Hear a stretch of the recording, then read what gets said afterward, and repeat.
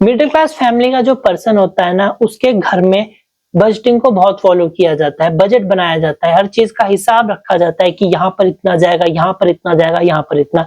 लेकिन दिक्कत यहाँ पर ये है कि उनको जाने अनजाने ये चीज पता ही नहीं होती है कि हम एक्चुअल में बजटिंग को फॉलो कर रहे हैं, हम पर्सनल फाइनेंस की जर्नी में ऑलरेडी शामिल हो चुके हैं। तो क्यों ना आज की इस वीडियो में हम ये चीज समझ ले कि कैसे हम और ज्यादा बजट को एडवांस लेवल पर लेकर जा सकते हैं। तो आज इस वीडियो में मैं आपको प्रैक्टिकली चीजों के साथ बताने वाला हूं जो मैंने खुद फॉलो करके अच्छे से अपनी सेविंग, अपनी इन्वेस्टमेंट्स को इंक्रीज किया है, वो भी मिनिमम अमाउंट के साथ, जिसको फॉलो करके आप भी अच्छी ग्रोथ हासिल कर सकते हो और छोटे अमाउंट से बड़ी चीजों तक जा सकते हो। अब यहाँ पर जो बजट है आप बनाते तो हो, लेकिन आप उस पर टिक नहीं पाते हो।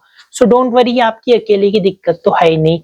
मोर देन 80% इंडियंस इस चीज को फेस करते हैं। इवन एक टाइम पर मैंने भी इसको फेस किया था, लेकिन आज जब मैंने इसके पीछे के बेस को समझा, इसकी फाउंडेशन को समझा, रूल्स जो रेगुलेशंस होते हैं उसको समझा, प्लस मॉडिफाई किया अपने हिसाब से, तो ही मैं एक सही ट्रैक पर आ पाया। तो जो चीज मैंने फॉलो की वो चीज मैं आपके साथ शेयर करूंगा। बेसिकली ये वीडियो हम 4 पार्ट्स में डिवाइड करके खत्म कर देंगे। सबसे पहले वाई बजटिंग, सेकंड यहाँ पर 50-30-20 रूल को मैं आपको समझाऊंगा। तीसरा यहाँ पर मैं आपके साथ प्रो टिप शेयर करूंगा जो मैंने खुद प्रैक्टिकली यूज की थी। और फोर्थ सबसे इंपॉर्टेंट, मैं आपको बताऊंगा कि कैसे मैंने 50-30-20 रूल को मॉडिफाई किया था और आप उसको अपने हिसाब से मॉडिफाई करके बजट के पैसों को बढ़ा सकते हो।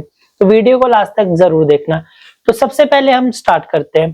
तो जैसे कि मैंने आपको बता दिया वाई बजटिंग, तो बजट का सिंपल सा मतलब हम ये समझ लेते हैं कि हम अपनी मेहनत के जो पैसे कमाते हैं, हम ये बिल्कुल नहीं चाहते कि वो वेस्ट जाए, अननेसेसरी चीजों में जाए। तो इसके लिए हमारे को चाहिए कि हम एक मंथली बजट बनाएं। अब मंथली बजट में हम क्या क्या चीजें ऐड कर सकते हैं?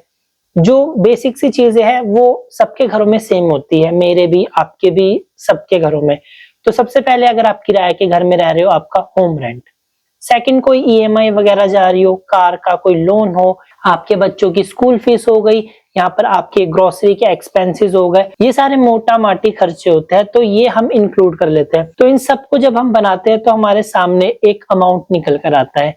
अब हम ये डिसाइड करते हैं कि इससे ऊपर हमने नहीं जाना है, क्योंकि ये हमारी सैलरी के अंडर आने वाला है। अब आपकी सैलरी फॉर एग्जांपल 20,000 है, बजट बन गया आपका 15,000 का, तो ये आप 100% चाहोगे कि मैं 15,000 से ऊपर ना जाऊं, बल्कि अंडर में इसके काम करूं। तो इसलिए यहाँ पर हमारे सामने एक ओवरव्यू आ जाता है बजट बनाने का कि हमारे कितने एक्सपेंस होते हैं और उसके हिसाब से हमारी कितनी इनकम है।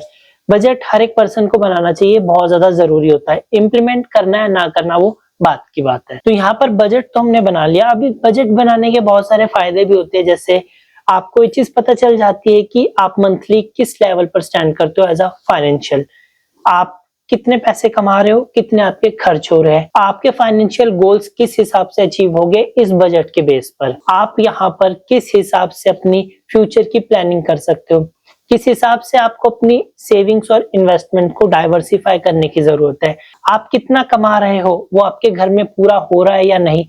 और इस तरीके से ही आप अपने एक्सपेंस को ट्रैक कर पाते हो कि मेरे अननेसेसरी एक्सपेंस कहाँ बढ़ रहे हैं, मैं कहाँ उन एक्सपेंस को कट कर सकता हूँ। तो यहाँ कोई बजट छोटी मोटी चीज नहीं है, आपको इसको ठीक प्रकार से इम्प्लीमेंट करना आना चाहिए और फॉलो करना आना चाहिए। अब वीडियो के दूसरे पार्ट पर हम शिफ्ट करते हैं। वैसे तो बजट के बहुत सारे रूल होते हैं, आपने सुना भी होगा, लेकिन एक बहुत फेमस रूल है यहाँ पर 50-30-20। आप सबने इसके बारे में सुना भी होगा और शायद कभी फॉलो भी किया हो, लेकिन क्या आप स्टिल इस रूल को फॉलो कर रहे हो?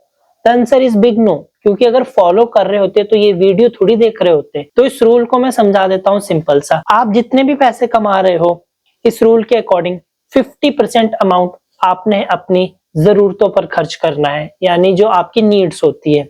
30% आपकी वांट्स पर चला जाएगा और 20% आपकी सेविंग प्लस इन्वेस्टमेंट यहाँ पर उस पर खर्च हो जाएगा। लेट्स सी आप महीने का 10,000 रुपए कमा रहे हो, इंडिविजुअली आप बजट बनाते हो। 50% यानी 5,000 आपकी नीड्स पर खर्च हो जाएगा।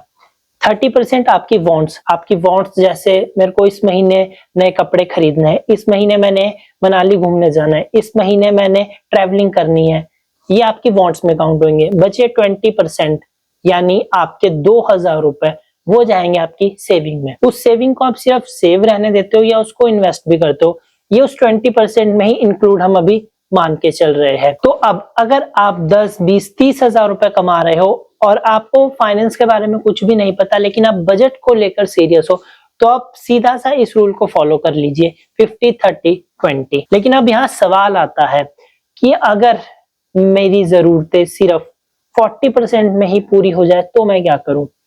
अगर आप ये चीज जानना चाहते हो तो वो मैंने वीडियो के लास्ट में आपको बताया हुआ है प्रैक्टिकली तरीके से। उससे पहले यहाँ पर ये चीज जानना जरूरी है कि अगर हम 50-30-20 रूल को फॉलो कर रहे हैं तो हम इस पर किस तरीके से हर महीने कंसिस्टेंट वर्क कर पाए, इस पर सटीक बने हुए रहे। तो उसके लिए प्रो टिप्स जो मैंने खुद फॉलो किया है, अब हम यहाँ से वीडियो के तीसरे पार्ट में मूव ऑन करेंगे। तो फर्स्ट है यहाँ पर सेट रियलिस्टिक गोल।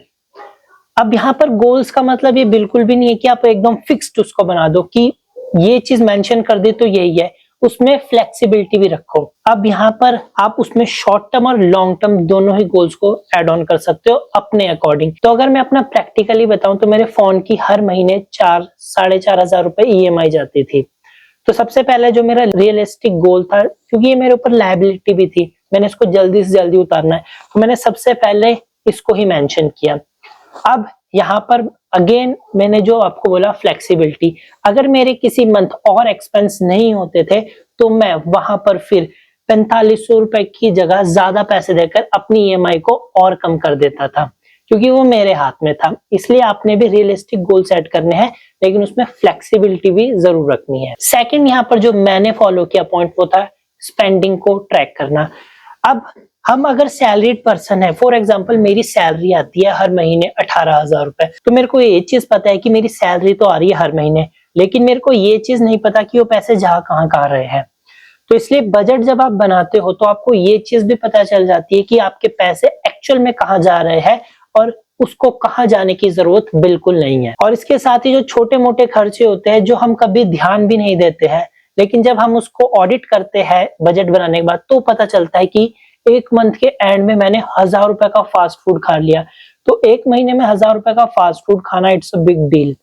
तो ये आपको तभी पता चलते हैं जब आप अपनी स्पेंडिंग को ट्रैक करते हो। और बजट बनाने के बाद ये चीज फॉलो करना बहुत जरूरी है, क्योंकि अभी जिस एज में हम है वहां पर सेविंग एक इम्पॉर्टेंट रोल प्ले करती है फॉर द फ्यूचर। उसके बाद जो यहाँ पर एक और चीज मैंने फॉलो की इस बजट में, वो था मैंने अपने जो बिल्स होती है, जो EMIs होती है, जो यहाँ पर इन्वेस्टमेंट का अमाउंट होता है, SIP वगैरह हो गई, उनको ऑटोमेट किया। ऑटोमेट करने का सबसे बड़ा फायदा ये होता है कि मान लो आपकी सैलरी, मेरी सैलरी आती है 5 तारीख को, तो वो मैंने ऑटोमेशन पे लगा दिया 9 तारीख को। सैलरी आई, क्रेडिट हुई बैंक में, 9 तारीख आके वो डेबिट हो गई। अब वो मेरे हाथ में नहीं है। अगर मेरे हाथ में होता तो ह्यूमन नेचर जो होता है, मैं सोचता यार अभी सैलरी आई है, अभी अपने थोड़े शौक पूरे कर लेते हैं, खर्चे कर लेते हैं, बाद में इसको कर लेंगे। और वो धीरे धीरे करते करते सैलरी फिर पूरी ही वाइप आउट हो जाती है। और ये प्रॉब्लम हर एक इंडियन के साथ आती है, आपके साथ भी आ रही होगी। तो इसलिए यहाँ ऑटोमेशन पर लगाएं, चाहे आपके बिल हो, कोई आपकी इन्वेस्टमेंट हो या आपका होम रेंट हो। सबसे ज्यादा जरूरी जो खर्चे होते हैं वो हमारे को सबसे पहले पे आउट करने की जरूरत होती है, तभी हम एक तरह से एक स्ट्रेस फ्री मंथ गुजार पाएंगे। और लास्ट में जो सबसे इंपॉर्टेंट पॉइंट मैंने किया वो किया मैंने चेक प्लस एडजस्टमेंट। चेक मतलब ये जो भी पॉइंट मैंने आपको बताया, इन सारे पॉइंट्स को मैंने चेकआउट किया, प्लस फिर आती है एडजस्टमेंट। जैसे जब कोई लॉ पास होता है तो एक बार वो पास हो गया तो उसको बदल नहीं सकते, उसमें हम एडजस्टमेंट कर सकते हैं। ठीक वैसे ही जब आपका एक बजट क्रिएट हो जाता है तो आप उस बजट को एक तरह से बदल नहीं सकते हो, लेकिन आप उसमें एडजस्टमेंट कर सकते हो। तो इस हिसाब से स्टार्टिंग में मैंने आपको बोला था बजट को एकदम फिक्स नहीं बनाना है, उसमें फ्लेक्सिबिलिटी रखनी है। तो यहाँ पर एडजस्टमेंट, फ्लेक्सिबिलिटी बजट में होनी बहुत ज्यादा जरूरी है। तो यहाँ सक्सेसफुली 3 पार्ट्स हमने खत्म कर लिया। Last but not the least, चौथा पार्ट, जहां मैंने खुद 50-30-20 रूल को फॉलो किया। ना सिर्फ उसको फॉलो किया बल्कि अपने हिसाब से मॉडिफाई करके कैसे अपनी सेविंग्स, इन्वेस्टमेंट्स को बूस्ट अप किया। तो 50-30-20 रूल क्या बोलता है ऑलरेडी आपको बता दिया है। बट अब यहाँ पर आपका सवाल आया था कि भाई अगर हमारी जरूरतें 40 में ही पूरी हो रही है तो 50% हम क्यों रखें? That's a good question. ये चीज मेरे साथ भी हुई। मेरी जो जरूरतें होती है बेसिकली वो 30% में ही पूरी हो जाती है। तो क्या जरूरी है कि मैं 50% उसको दूं? अगर 10,000 में से मेरी 3,000 में पूरी हो रही है तो मैं क्यों 5,000 रुपए दूं? तो यहाँ पर अगेन अब ये जो रूल्स रेगुलेशंस होते हैं ना, ये हमारे को सही डायरेक्शन पर ले जाते हैं, लेकिन चलना उस पर आपको होता है। तो यहाँ पर अगेन आपकी इनकम, आपके एक्सपेंसेस, आपका लाइफस्टाइल किस टाइप का है, उन सारी चीजों को ध्यान में रखते हुए ये रूल आपको मॉडिफाई करने की जरूरत है। मैंने जो मॉडिफिकेशन की वो 30% की, उसके बाद यहाँ 20% की, उसके बाद यहाँ 50% की। 10,000 का एग्जांपल लेकर चले तो मैंने अपनी जरूरतों को 3,000 में पूरा कर दिया, 2,000 बचे वो मेरी इच्छाएं थी, वो ऑप्शनल है। अब हर महीने तो मैं शॉपिंग करने नहीं जाऊंगा, हर महीने तो मैं घूमने नहीं जाऊंगा, तो फिर भी हम इसको 2,000 रखते हैं और बचे 5,000 रुपए यानी 50%, वो सारी मैंने सेविंग में लगाई। ना सिर्फ सेविंग, उसी 50% में जो सेविंग हुई उसमें से ही इन्वेस्टमेंट गई। इन्वेस्टमेंट में भी डाइवर्सिफिकेशन को मैंने फॉलो किया, स्टॉक्स में गई, म्यूचुअल फंड्स में गई, आरडी ज्वेलर के पास गई। अब आप सोच रहे होंगे कि ये लड़का होके आरडी कर रहा है ज्वेलर के पास, तो वो गोल्ड जो इन्वेस्टमेंट होती है आने वाले टाइम में हमारे को बहुत अच्छा रिटर्न देती है। आने वाले टाइम में गोल्ड 1.5 लाख रुपए के पार भी जा सकता है, इसमें कोई डाउट वाली बात नहीं है, जो 2000 में सिर्फ 1000 के आसपास था। तो इसलिए डाइवर्सिफिकेशन को इन्वेस्टमेंट में फॉलो करना बहुत ज्यादा जरूरी है। तो ये था मेरा बेसिक रूल, जिसके हिसाब से मैंने 50-30-20 रूल को मॉडिफाई किया। तो अब आपको ये चीज समझ आ गई होगी क्यों मैंने कहा था कि पर्सनल फाइनेंस में बजटिंग या बजट बनाना एक बेस फाउंडेशन की तरह से काम करता है। क्योंकि जब तक आपका आपके फाइनेंस, आपके पैसों पर ही कंट्रोल नहीं होगा, तब तक आप आगे कुछ कर ही नहीं पाओगे, तब तक आप सेव भी नहीं कर पाओगे, इन्वेस्टमेंट नहीं कर पाओगे, शेयर मार्केट, म्यूचुअल फंड्स, ये तो बात की बात है। सो फिलहाल आज की वीडियो में इतना ही। होप सो कि आपको कुछ ना कुछ जानने और सीखने को मिला होगा।